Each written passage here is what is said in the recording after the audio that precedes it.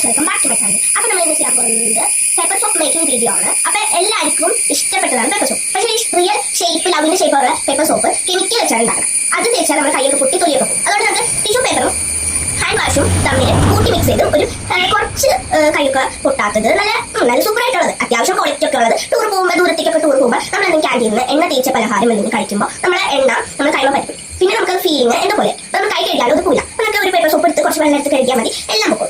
നമുക്ക് ഉണ്ടാക്കിയത് നമുക്ക് ആദ്യം വേണ്ടത് ഒരു കത്തിക, ഒരു ബ്രഷും, ഏത് പഴയ ബ്രഷ് മതി, അല്ലെങ്കിൽ ഒരു തുണി, എന്നിട്ടൊരു സ്ക്വയർ ടൈപ്പ് ടിഷ്യൂ പേപ്പർ, പിന്നെ കുറച്ച് ഹാൻഡ് വാഷ്.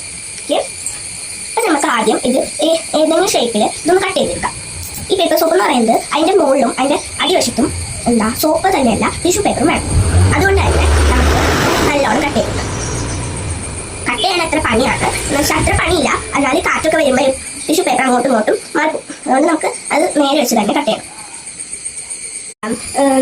കട്ട് ചെയ്ത് കഴിഞ്ഞിട്ട് കുഞ്ഞു പീസ് ആക്കിയാൽ മതി. എന്ന് വെച്ചാൽ കുഞ്ഞു പീസിൽ വലിയതായിട്ട് ഇങ്ങനെ സോപ്പ് തേക്കുമ്പോൾ അത് നല്ലോണം അത്യാവശ്യം പതിയും. കുഞ്ഞു പീസ് ഇങ്ങനെ കഴിഞ്ഞിട്ട് അത് കീർക്കുമ്പോൾ നമുക്ക് കൈത്തിട്ടാൽ മതിയല്ലോ. നമ്മൾ കുഞ്ഞു പീസാക്കിയിട്ട് മാക്സിമം ഇത്രയും വലിപ്പമാക്കാം.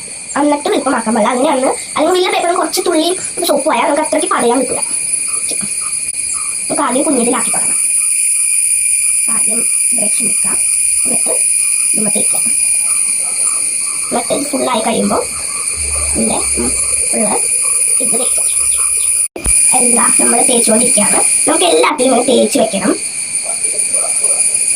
മൂന്നെണ്ണത്തിൽ ഞാൻ തേച്ച് വെച്ചിട്ട് ഞാൻ തേച്ച് വെച്ചിട്ട് ഇനി നമുക്ക് ബ്രഷ് ഇവിടെ വെച്ചിട്ട് ഒരു പീസ് ഇങ്ങനെ എടുക്കാം. എന്നിട്ട് ഈ സോപ്പ് വെച്ച കുറച്ച് ഭാഗമില്ലേ, ആ ഭാഗം മാക്സിമം കവർ ചെയ്യാൻ പറ്റുന്ന ഒരു പേപ്പർ എടുത്ത് അതിന് മുറിക്ക് വെക്കാം.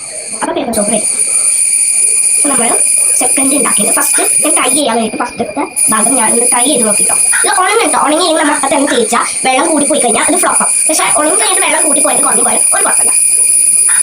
അപ്പോൾ ഗൈസ്, ഇന്നത്തെ വീഡിയോ ഇത്രയുള്ളൂ. Bye bye. ഇനി ഒരു ലോങ് വീഡിയോ നമുക്ക് കൃത്യമായിട്ട് കാര്യങ്ങളൊക്കെ കാണിച്ച് ഒരു കളർ അടിച്ച്, പിന്നെ ഈ ടിഷ്യൂ പേപ്പർ കളർ അടിച്ചിട്ട് ഉണക്കിയിട്ട് പിന്നെ അതുമ്മ കുറച്ച് സോപ്പ് തേച്ചിട്ട് ഇങ്ങനെ കമന്റ് ചെയ്താൽ കുഴപ്പമില്ല. കുറച്ച് ബ്യൂട്ടിഫുൾ ആവും.